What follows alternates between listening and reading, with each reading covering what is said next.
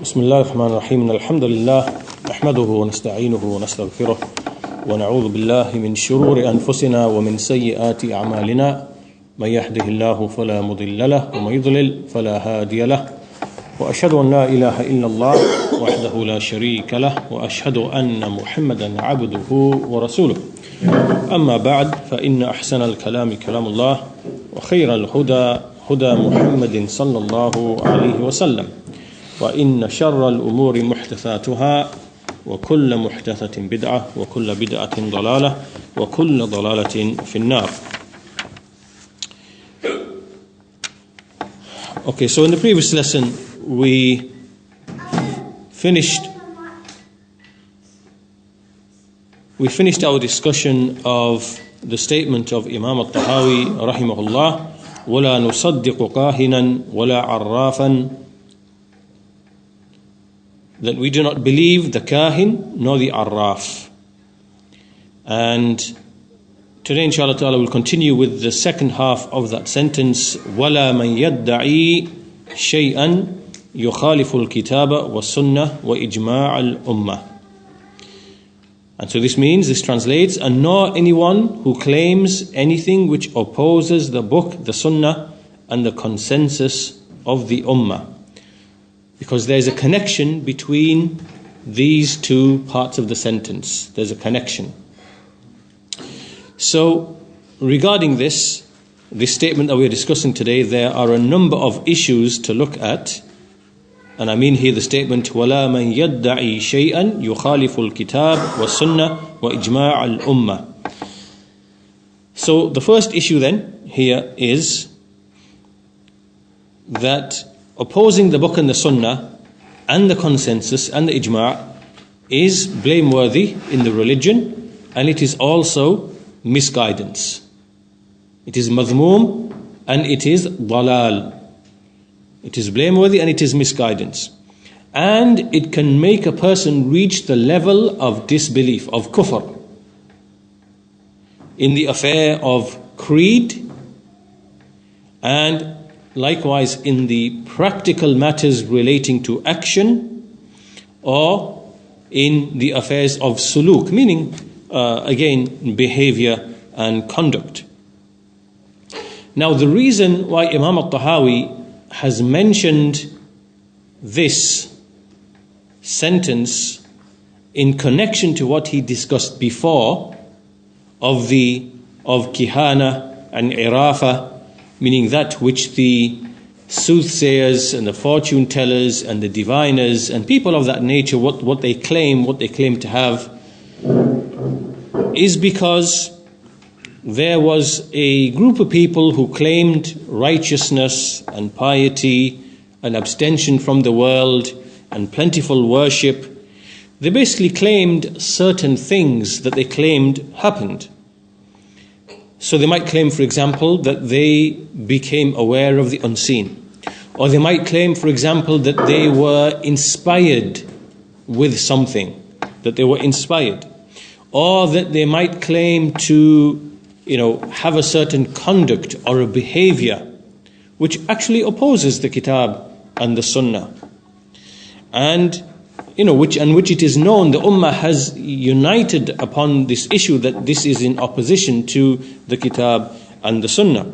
And so this you find amongst many of the people of tasawwuf, commonly amongst the people of tasawwuf, the Sufis, and this is something that was found in the time of al-Tahawi rahimahullahu ta'ala.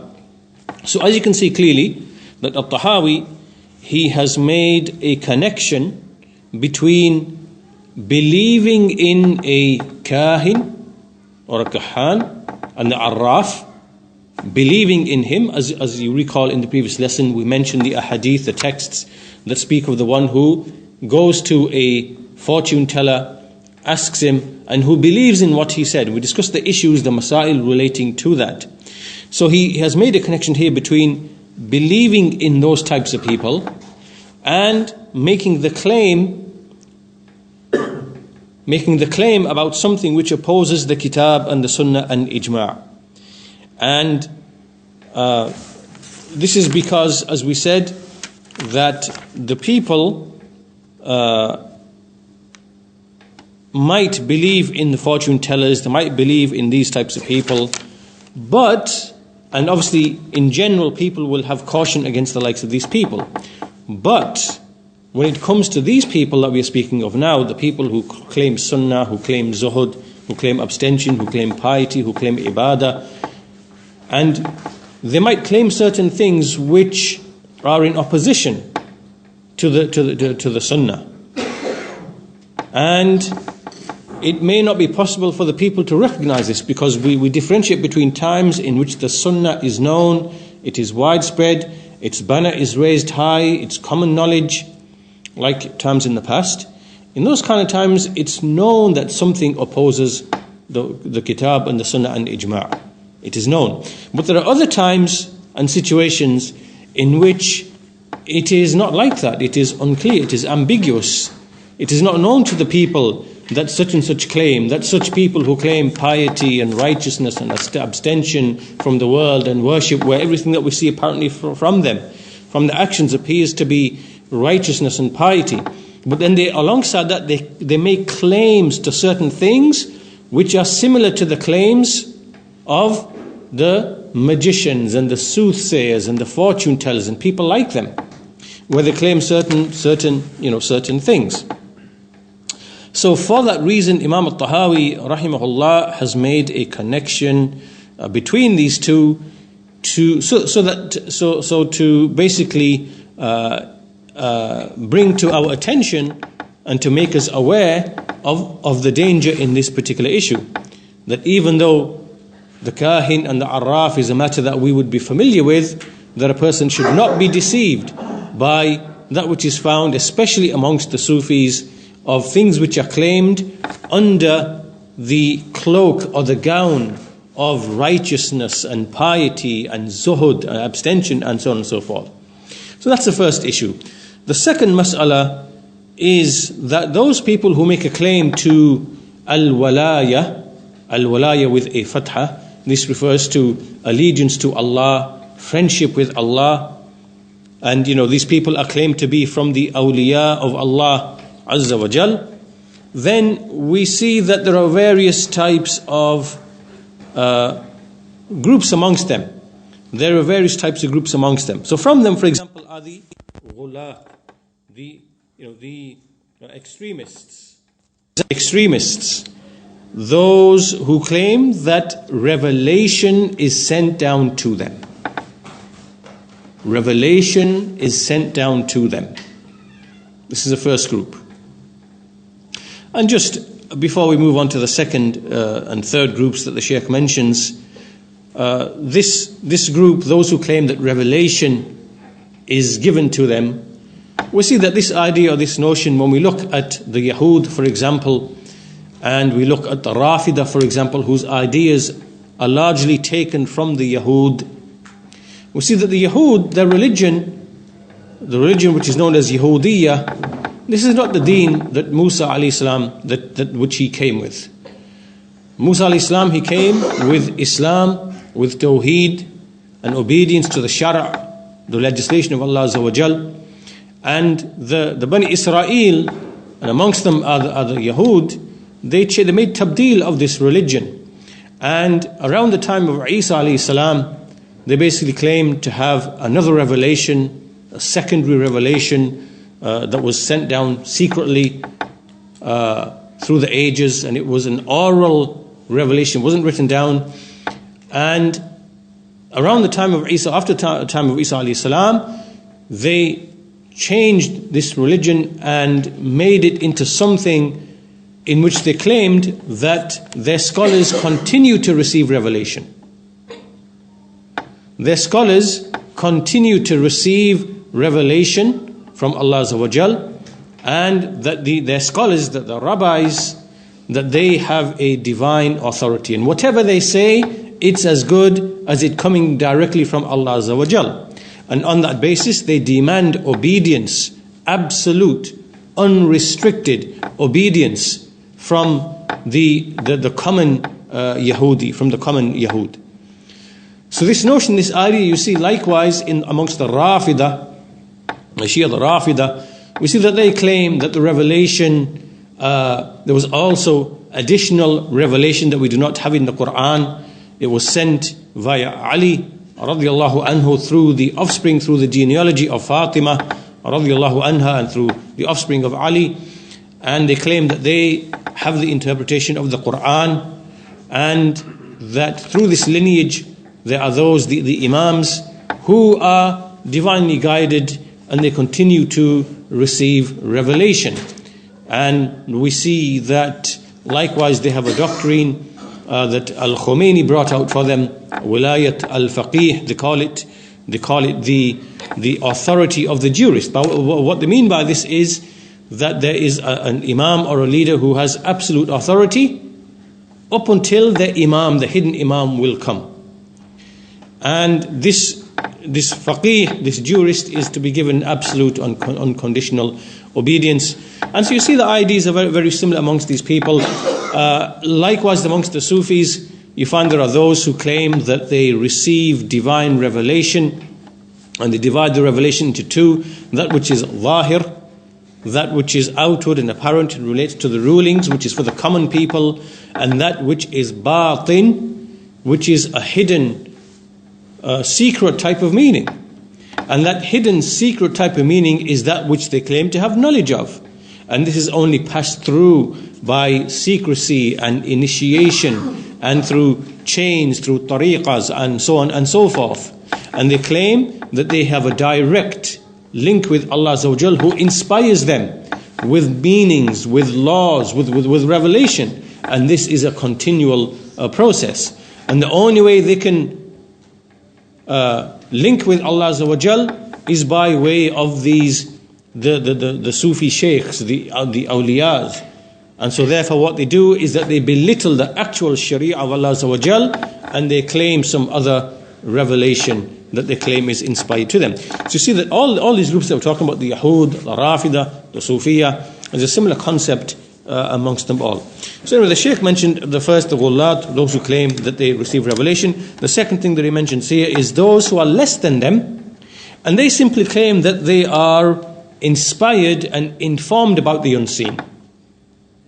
Because you can have, we have wahi from Allah Azza wa Jal, where He conveys His actual speech to the prophets and messengers. This is wahi. But then there's a level which is below that, which is simply ilham, with a ha, ilham.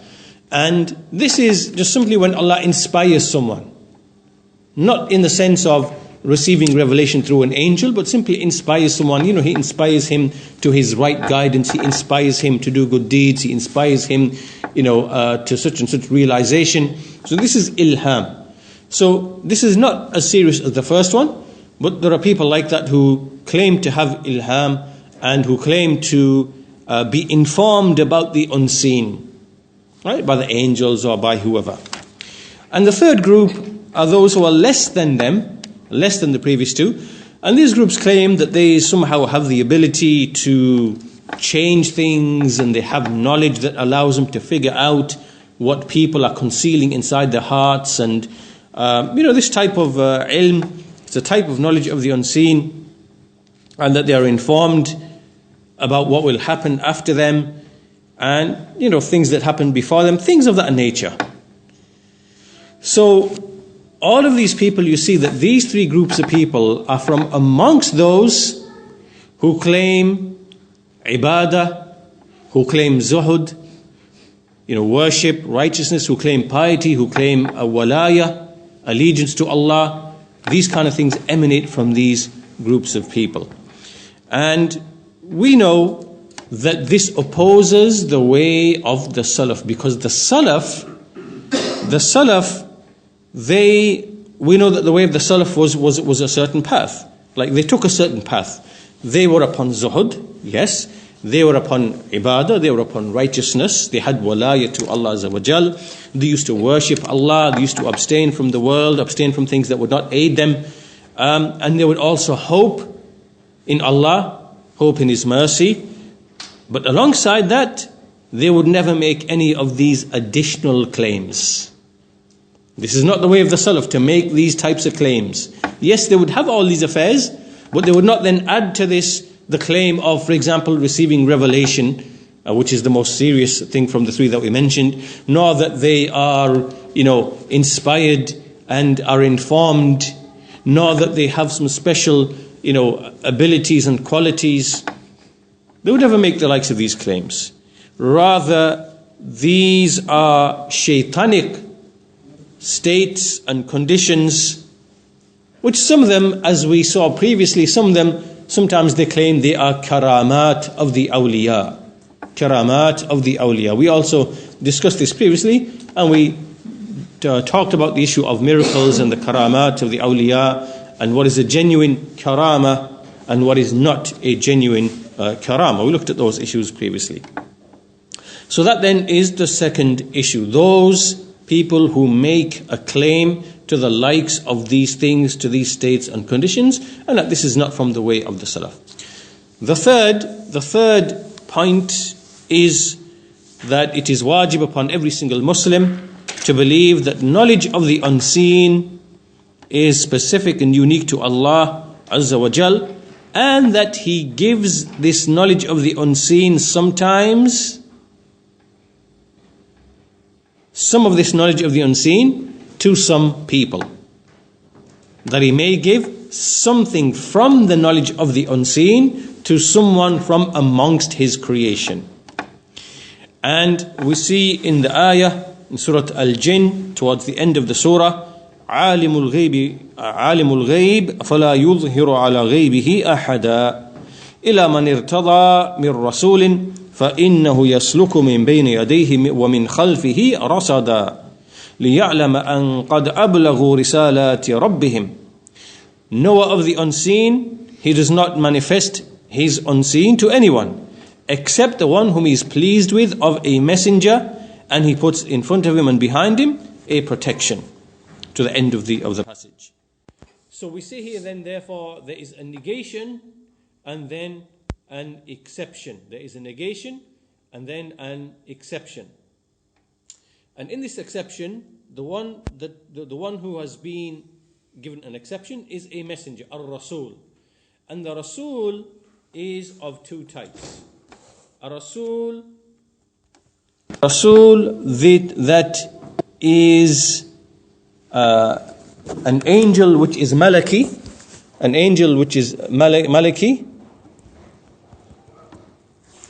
and a Rasul which is bashari, a Rasul which is bashari. So messengers of two types, a Rasul which is malaki and a Rasul which is bashari. So these two, we know that these two have been given an exception, and Allah Azza wa Jal will give them whatever He desires in accordance with His wisdom that He sees, something from the affairs of the unseen. Now, apart from these two groups, an angel and a messenger, then no one besides them is given knowledge of the unseen. No one is given knowledge of the unseen. However, and it's important to understand the detail in this. However, some of them might receive a karama, like a miracle. However, in this miracle, it is not that something of the knowledge of the future is being revealed to them. It is not that they are being given some knowledge of the future, but rather it is that something is being revealed to them about the state of affairs as they currently are. Right? So to help to understand this, we'll come back to the example that was given in a previous lesson in relation to a karama that was given to two companions, Umar bin al-Khattab radiyallahu anhu, and another companion called Sariya. And Sariya was in Iraq, and Umar bin al-Khattab was giving a khutbah. And in his khutbah he began to say, Al-Jabal ya Sariya. And so what happened is that Umar bin al-Khattab was given Al-Kashf al-Ilmi, which is that he was made aware of something that is taking place now. He could see Sariyah and where he was, because there was a battle taking place, and he told it, and so he shouted out, Al-Jabal, Al-Jabal, meaning stick by the mountain, stick by the mountain. And As-Sariyah, he was given Al-Kashf As-Sam'i, which is, it was revealed, something that was heard was unveiled to him. Right? But this is something that's taking place at that moment in time. And this is basically a karama. There is nothing here in which someone has had revealed to him knowledge of the future, knowledge of the unseen, which is knowledge from the future. Right? This is not, as we said, this is negated except from a messenger and an angel, to which Allah Azza wa Jal will give something for a wisdom that he knows and that he sees. But as for everyone else, then no, unless it is a karama, and that karama takes on the form in the example that we have just given. So it is unveiling some knowledge or seeing something, as we saw in this particular example. So again, but this issue now goes into the issue of the karama that we discussed previously. That's a different topic. So that is point number 3. Only Allah Azza wa Jal, He knows the knowledge of the unseen. He reveals it only to a messenger from the angels or the prophets. And as for those besides them, then no one at all is given that ilm. Point number 4 is that when we go to the explanation of Ibn Abil Izz rahimahullahu ta'ala, the explainer of At-Tahaawiyyah, we find that he gives examples of groups of people who were upon something that the Salaf weren't upon. Right? And remember, we are talking about, like when we speak about what the Salaf were upon, we are speaking about i'tiqadat, beliefs that the Salaf had, statements that they would make, a'mal, actions that they would practice, and likewise ahwal. Ahwal are basically like states of being, states of being, the condition that they were in. And so sometimes you find that some people, they put themselves in a certain hal, in a certain state of being, which is not what the Salaf were upon. And Ibn Abil Izz, he gives an example to illustrate the concept to you. And there was, in the 8th century, around the time of Ibn Abil Izz, and around the time of Shaykh Islam Ibn Taymiyyah, a group of people who called themselves al-Malamikiyya, or al-Malamiyya. And this was a group of Sufis. And they were into purifying the soul, trying to have the utmost of sincerity and striving in this regard. And what they began to do was they began to displaying outwardly actions that they didn't really agree or were upon inwardly. So they began to display acts of disobedience in public to people. And they would show something that would be other than obedience to Allah. And what they were trying to do by this is they were trying to draw out people's criticism upon them, so that people would criticize them. And so when the people would criticize them, they believed that this would push them further into achieving ikhlas. Right? So you see that this is like a way of being and a behavior that they adopted as a means of trying to achieve the pinnacle of ikhlas, or the utmost sincerity. But the question is this what the Salaf used to do? Was this the hal of the Salaf? Was this a behavior? Was this the suluk? Was this the way? Was it the way of the Salaf? No. This was not what the Salaf were upon. So we know that this approach and this behavior is batil. It opposes the way of the Salaf, and we do not believe what these people. We do not believe in what these people are doing. Just like we do not believe the kahin and the arraf and that type of thing that has already proceeded. even though they are people of ibadah, people of zuhud, this is not the way of the Salaf. This is not what the book and the Sunnah and the Ijma' came with. So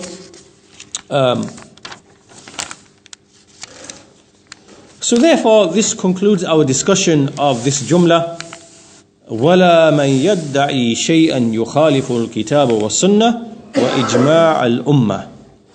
And it indicates that we do not believe, we are not deceived by anyone who claims walaya, piety, zuhud, ibadah, and so on and so forth.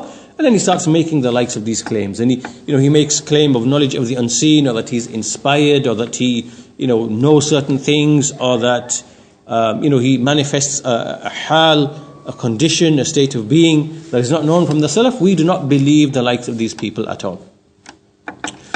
So this concludes our discussion then of that sentence, and now we move to the next statement, and this is the statement of Imam at-Tahawi rahimahullah ta'ala: وَنَرَى الْجَمَاعَةَ حَقًّا وَصَوَابًا وَنَرَى الْجَمَاعَةَ حَقًّا وَصَوَابًا وَالْفُرْقَةَ زَيْغًا وَعَذَابًا. We believe that the Jama'ah is truth. We believe that the Jama'ah is truth and correctness. Al-Haq was-Sawab. Wal-Furqata Zaygan wa Adhaban. And we believe Furqa, which means separation, disunity, splitting, to be deviation, Zaygan wa Adhaban, and punishment. And then he continues, وَدِينُ اللَّهِ فِي الْأَرْضِ وَدِينُ اللَّهِ فِي الْأَرْضِ وَالسَّمَاءِ وَاحِدٌ وَهُوَ دِينُ الْإِسْلَامِ. The deen of Allah upon the earth is only one. Upon the earth and the heaven is only one. It is the deen of Islam. قال الله تعالى إِنَّ الدِّينَ عِنْدَ اللَّهِ الْإِسْلَامِ. Indeed, the deen with Allah is Islam. And he said, وَرَضِيتُ لَكُمُ الْإِسْلَامَ دِينًا. And he's pleased with you, he's pleased for you Islam as your religion.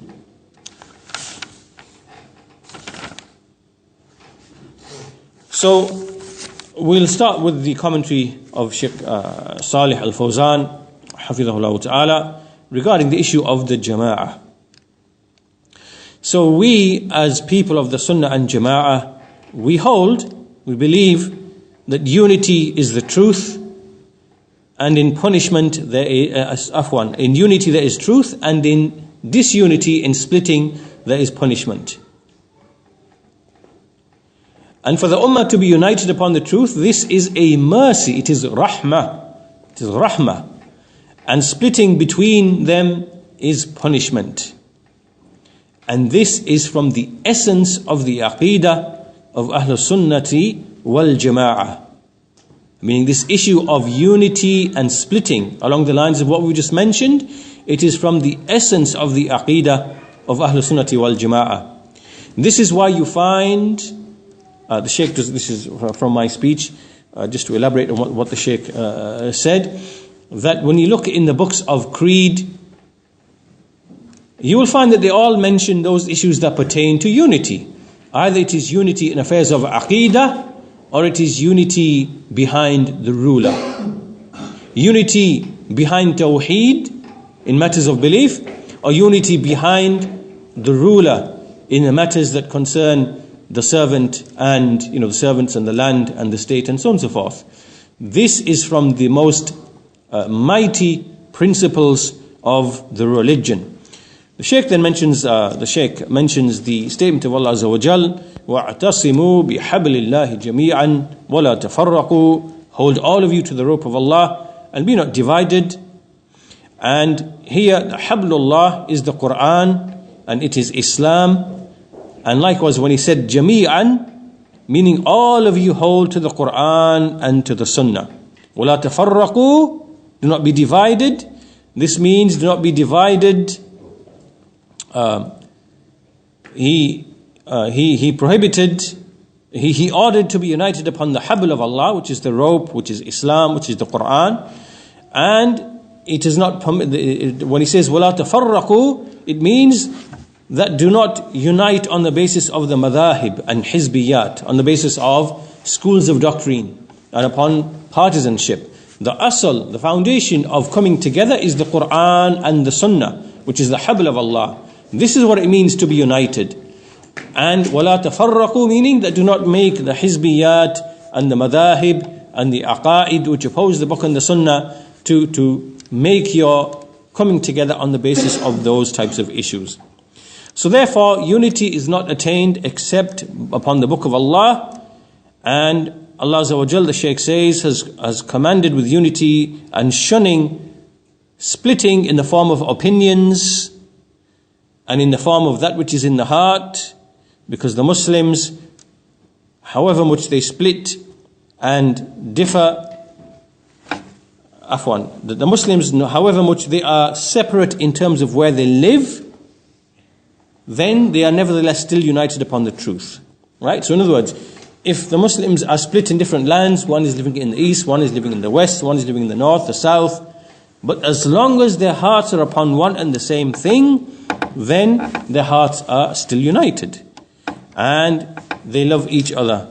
But as for the people of falsehood, they might be in one and the same place, sitting together in the same place, in the same location, but it is only their bodies which are united. Only the bodies united. But their hearts, you see that they are in opposition. And that's why we see in the Quran, Allah Azza wa Jal mentions about them, تَحْسَبُهُمْ جَمِيعًا وَقُلُوبُهُمْ شَتَّى. You think them to be together. You think them to be one, to be united. But their hearts are diverse. And likewise the statement of Allah Azza wa Jal, وَلَا تَكُونُوا كَالَّذِينَ تَفَرَّقُوا وَاخْتَلَفُوا مِنْ بَعْدِ مَا جَاءَهُمُ الْبَيِّنَاتِ وَأُولَٰئِكَ لَهُمْ عَذَابٌ عَظِيمٌ. Do not be like those who split and divided, who split and differed after there came to them the bayyinat. They are the ones for whom is a mighty punishment. And also the statement of Allah Azza wa Jal, وَلَا تَكُونُوا مِنَ الْمُشْرِكِينَ من الذين فرقوا دينهم وكانوا شيعا كل حزب بما لديهم فرحون. Do not be from the mushrikun, those who split their religion and became into parties, every party rejoicing with that which it has with itself. And so the Shaykh mentioned numerous ayat in this regard which establish this principle, upon which this principle is based, of unity and not splitting. Then the Shaykh says it is wajib upon the Muslimin that they be a single nation in their belief, in their worship, in their jama'ah, in their obedience to the ruler, so that they are a single hand, a single body, a single building. Because this is how the Messenger of Allah, he gave them the example, the resemblance, that he gave them the example of being as if a single building. And in all of this is a mercy for the Muslims. Their blood is protected by way of this. Their hearts come together by way of this. Their society becomes secure and stable. Their acquisition of rizq, meaning their ability to acquire rizq, is facilitated in the likes of this type of situation. But when they cut off and they hate each other and they split and so on and so forth, this is when the enemies, they then take advantage of them and then they begin to split or they begin to spill each other's blood. So this is then the importance of this principle. And then the Shaykh goes on to mention that there are two types of differing. The first type of differing is that which is in Aqeedah, which is impermissible, it is not permissible at all, because it brings about hatred, separation, disunity, it separates the word. So the Muslims in this respect have to be upon a single Aqeedah. It is the Aqeedah of La ilaha illallah, of Tawheed, and to believe in that qawlan wa amalan wa i'tiqadan, in belief, speech and deed. And this is an issue which is not down to people's opinions. It is based upon revelation. So it cannot be the basis for any kind of tafarruq, for any kind of separation and splitting. Because the Aqeedah is taken from the Quran and the Sunnah. It's not taken from ara and ijtihadat, from people's opinions, from people's juristic opinions. So separating in Aqeedah, it leads to cutting off and hatred and so on and so forth. Like what we find with the Jahmiyyah and the Mu'tazila and the Asha'ira and the various astray sects which the Messenger of Allah, he informed us about them, mentioning the hadith of spitting, that this nation will split into 73 sects, all of them in the fire except for one. And when they said, who is that, O Messenger of Allah, he said, Man kana ala mithli ma ana alayh wa ashabi. Those who are upon that which the likes of which I and my companions are upon. So this is the first type of differing. It is unlawful. It is impermissible.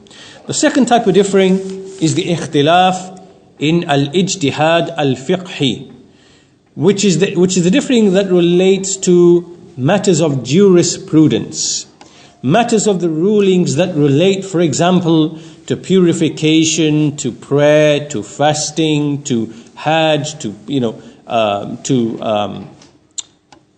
fasting, to charity, to marriage, divorce, inheritance, transactions, all those kind of things that relate to the ahkam, to the rulings. And this is because that there is a certain amount of investigation and people's perception involved when it comes to finding the rulings for these things. And naturally, people differ in these types of affairs. And so naturally, when they derive their rulings, then in a certain number of things, they might differ with each other. So this type of differing, so long as there isn't any fanaticism, there isn't any ta'assub, any partisanship, there isn't anything like that which will lead to enmity, then there is, there's la ba's with this, as long as there is no clear opposition to the Quran and the Sunnah. Because the Salaf the Imams, the four Imams, they used to differ with each other on certain issues, but they never had enmity amongst each other. They remained brothers. So this is how it is. As for when there is ta'assub, as for when there is partisanship, then this is something that will lead to enmity and hatred. And so a Muslim should be cautious and be aware of this. He basically takes from their sayings that agree with the Kitab and the Sunnah, as the Messenger of Allah, as we see in the Quran, Allah Azza wa Jal saying, فَإِن تَنَازَعْتُمْ فِي شَيْءٍ فَرُدُّوهُ إِلَى اللَّهِ وَالرَّسُولِ إِن كُنتُمْ تُؤْمِنُونَ بِاللَّهِ وَالْيَوْمِ الْآخِرِ. If you differ in anything, then refer it back to Allah and His Messenger, if you truly believe in Allah and the Last Day. And وَمَا اخْتَلَفْتُمْ فِيهِ مِنْ شَيْءٍ فَحُكْمُهُ إِلَى اللَّهِ. Anything that you differ in, then its ruling returns back to Allah. So all differing, it returns back to the Kitab and the Sunnah, and whatever is the strongest evidence is basically taken. So with that we'll conclude our lesson there for today, inshallah ta'ala. We'll take up this discussion inshallah ta'ala in the next lesson. We'll conclude here for now. Walhamdulillahi Rabbil Alameen wa sallallahu ala nabiyyina Muhammad wa ala alihi wa sahbihi ajma'in.